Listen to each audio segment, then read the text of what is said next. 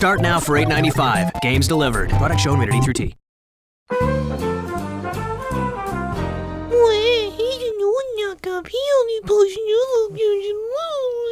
Do I look like I care? Alright, we're doing this one again. Sonic fan games. Love him or hate him, it's all we're gonna hear about on the internet.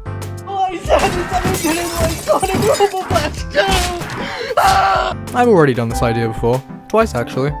Neither being good. But why not? It's been 2 years since I've been through a bunch. Let's do it again. I can be easy on myself here. Scroll through Scratch for the third time, do the usual thing of, Wow guys, this is insane for Scratch. This should be illegal. that's really, really stupid sounding. Or we can go to CEX. Quick backstory. You can order video games this is CEX. Full name, computer change. Retailer specializes in selling games, consoles, electronics, and pre-used devices being used. This is where the comes from. It's like Facebook Marketplace, but except you don't have your vital organs stolen by a stranger. Oh man, my kidneys. Anyway, I should probably go there now. Alright chat, which game are we gonna use to play Sonic fan games? That's right, Halo 4 Dreams. The latest title from the minds of LittleBigPlanet. Don't ask why it wasn't LittleBigPlanet 4, I asked myself, I was told to leave. Dreams is basically the LittleBigPlanet 4 without the Sackboy or the 4. You get the tools, and you make the game, you lazy sack boy of like the video game. Shit. Development lasted a while, to say the least. And is the core reason as to why LittleBigPlanet3 was developed by Sumo Digital as opposed to Media Molecule. And that's the development, basically. Nintendo tried to replicate this, and failed. Like, genuinely, how do you have something as perfect as Mario Maker, and come out with this, and then update it to include features for your new console, but not a proper way to share games without using a fucking code? Sonic Breeze. Huh? What? Sonic Breeze is a fan game that takes major inspiration from the likes of old 80s and 90s anime aesthetics, and somehow has a better engine than the current official Sonic game, despite being made in Dreams. That being said, it isn't immune to having some issues. The game starts with a FNAF-like phone call between Knuckles and you, showing you around the small hub world where the warp ring is located. Once you approach the warp ring, it's an option between Kyoto Cove or the playground. Kyoto Cove is pretty standard, with a fair amount of paths to explore and a great array of twists and turns to run through. Movement feels great as well, although a little slippery at times, you get the hang of it after a while. I'll defend recent official titles like Sonic Frontiers till I'm on my deathbed. I even have a signed copy, but oh my god, it feels so good to play a Sonic game with momentum-based physics. The game is only a demo at the moment, and has no showing of what a story could be, but given the time, I definitely recommend this one if you have a copy of Dreams. That was very short-lived. I forgot to mention that games on Dreams can definitely vary in quality. Sonic and Sonic and Sonic is a game where you play a shadow with nothing but a gun that physically doesn't work, and none of the moves you think he would. I don't even know what I meant to talk about here. There's nothing but a Sonic and a couple of rocks on the map. That's about it. Sonic and Sonic and Sonic and Sonic and Sonic. Sonic Adventure 3 Part 2, because for some reason, this appears first when searching Sonic on Dreams. We begin our Sonic adventure in Burning Bridge, where Sonic says, Heck man, you're totally cracked! 10 out of 10 writing, no complaints. The whole stage is a quick step section with signs that aren't the best at explaining what to do. Enemies do nothing, and the game ends with a ramp that seems to be broken. Besides that, it's at least better than Sonic Mania for Dreams. My favorite level of Sonic Mania was when Sonic was turned into a one-dimensional figure and thrown into the blue void.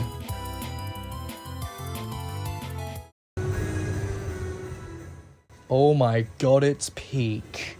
Sonic Swift, based on what I'm assuming is the peak framework of Sonic fan games is a Sonic fan game that visibly takes its design cues and world concepts from the 1996 Sonic OVA.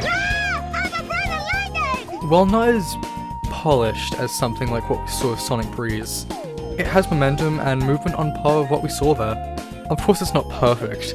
It relies on momentum too much in areas with really little recovery for the player. Once you complete Zone 0, South Island, you'll put on an elevator down to the usual framework test grounds. Here you can really see the engine come to life and take full advantage of it. Similar to a lot of things we're going to talk about in this video, the game's only a demo at the moment, but shows so much potential of what could be in the future. Hey! Food montage. Yay! Yep, well, that's gonna make it kinda hard to focus, but here we... An ode to the turkey, salami, cheese, roast beef. Write this down, Chief. That's roast beef montage. It's as big as my bread. Beat that, Jared. Eat.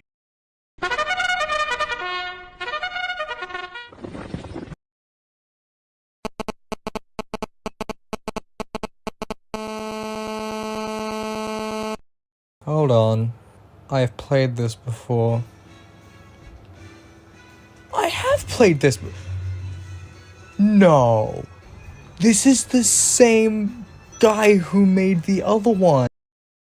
I accidentally played this game out of order.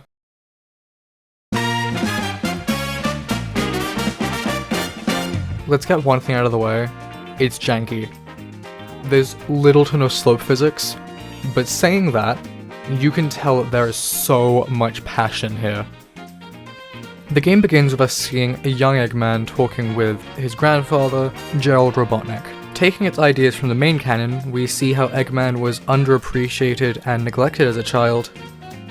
Followed by this, we're met with Sonic running through Tutorial Hill, the first stage of the game.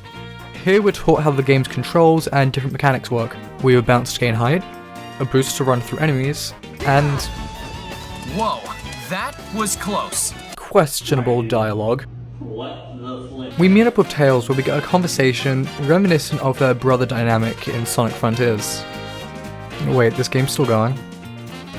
What do you mean we get a whole sequence of dialogue for the plane ride? What do you mean the game is still going? How is it that Sonic Adventure 3 is the only full Sonic game on Dreams? After running through Sunset City and meeting up with Knuckles, we learn Eggman's main motives. He's going from roboticizing woodland creatures to the whole world.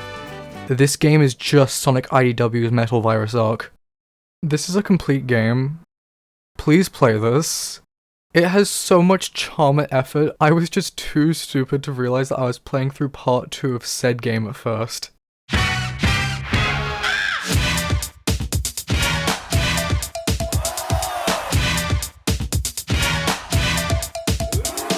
Sonic Adventure, what I believe to be the best game on this list. Like most of the other games, this is only a demo. Despite that, this has the most content we've seen out of any of them. Once you load past an image that I presume is alluding to a future story mode, you're thrown into the main menu. Play the trial, a model viewer, and currently unused selections like Marathon, Progress, and Secrets. Unlike the other games that we've seen so far, this game doesn't try to hitchhike off an existing style, instead opting for their own takes on the current designs of the cast. The game is 3 levels, all unlocked through progression, as well as the addition of a Chow Garden. The movement feels great. It's almost like a natural evolution and repair of what Sonic 06 tried to set down for the series. You begin in White World, a place where the player can mess around and get a good feel of the controls. Although it's a lot better to go straight to the shorter stage, Beginner's Beachside. Here you can really get to know how to use your skills. Though the next 2 stages are where the fun really starts. The main stages of Sonic Adventure are typically split into several parts, with Seaside Paradise being in 2, and Emerald Resort being in 3. Stage design in this game is incredible.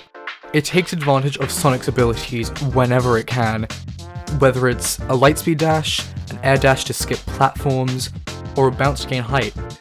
Stage themes try their best to be new while staying similar to old stages at the same time.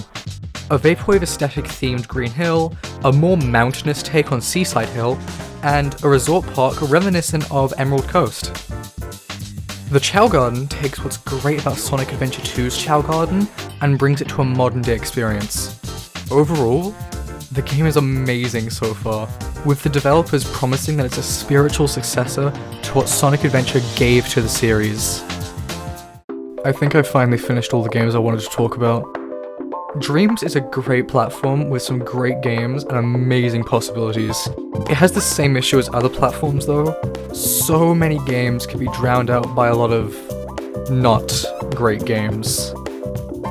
Like Sonic and Super Mario Bros. 1-1.